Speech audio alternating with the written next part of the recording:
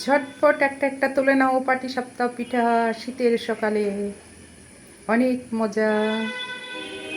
পাটিসাপটা পিঠা বানিয়ে নিলাম সকাল সকাল, শীতের সকালে পিঠা ভালোই লাগে। নাস্তার সাথে একটু একটু খাবো। বাই।